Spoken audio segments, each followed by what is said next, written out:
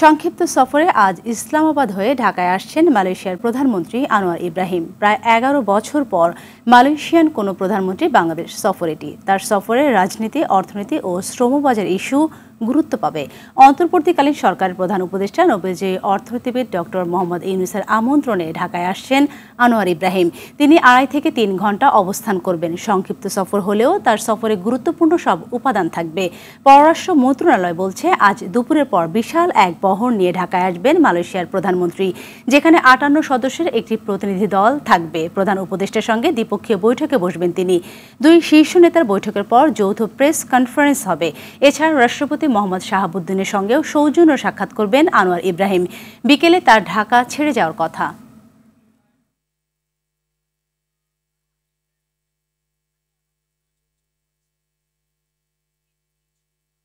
দর্শক, মালয়েশিয়ার প্রধানমন্ত্রী আনোয়ার ইব্রাহিমের সফর ও বৈঠকের বিষয়ে জানাতে হোটেল ইন্টারকন্টিনেন্টাল থেকে সরাসরি যুক্ত হচ্ছেন সহকর্মী রফিকুল ইসলাম। রফিক, জানাবেন প্রধান উপদেষ্টার সঙ্গে মালয়েশিয়ার প্রধানমন্ত্রী বৈঠকে কি কি বিষয় গুরুত্ব পাবে, আর সফরকে কেন্দ্র করে সর্বশেষ কি কি তথ্য আছে আপনার কাছে?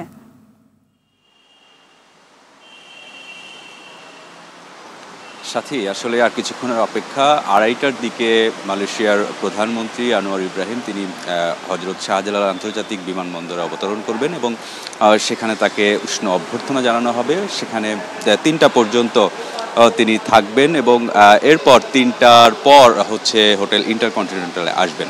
আমরা ইতিমধ্যে যেটি জানতে পেরেছি, তিনি আসলে ৩ ঘন্টার জন্য বাংলাদেশে অবস্থান করবেন। এই ৩ ঘন্টায় তিনি প্রথমে অন্তর্বর্তীকালীন সরকারের প্রধান উপদেষ্টা ডক্টর মোহাম্মদ ইউনূসের সঙ্গে বৈঠকে বসবেন এবং তারপর বাংলাদেশের রাষ্ট্রপতি জনাব শাহাবুদ্দিনের সঙ্গে তিনি বৈঠকে বসবেন এবং সন্ধ্যার দিকে তিনি আবার মালয়েশিয়ার উদ্দেশ্যে রওনা হবেন। আমরা এই বৈঠকের বিষয়ে যেটি জানতে পেরেছি, আসলে বেশ কিছু ইস্যু নিয়ে আলাপ আলোচনা হবে। তার ভিতরে অর্থনীতি, রাজনীতি এবং শ্রমবাজার ইস্যুটা আসলে প্রাধান্য পাচ্ছে।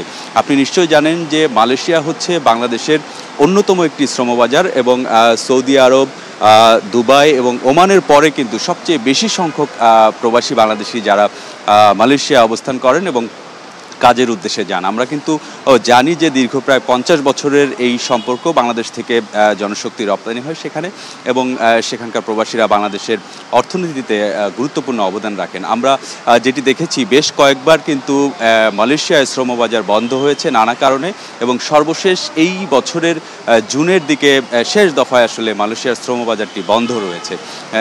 বাংলাদেশের পররাষ্ট্র মন্ত্রণালয়ের কর্মকর্তাদের সঙ্গে কথা বলেছি, তারা যেটি জানিয়েছেন যে এই শ্রমবাজার খোলার ক্ষেত্রে বা কিভাবে সামনের দিকে বাংলাদেশ এবং মালয়েশিয়ার সম্পর্ক আরও এগিয়ে নেওয়া যায়, এসব বিষয়ে কিন্তু আলোচনা হবে।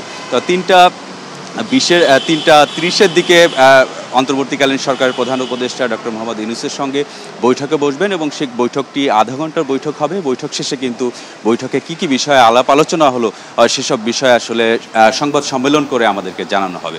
তার সাথে এই ছিল হোটেল ইন্টারকন্টিনেন্টালের সামনে থেকে আমার কাছে সবশেষ তথ্য। ধন্যবাদ আপনাকে।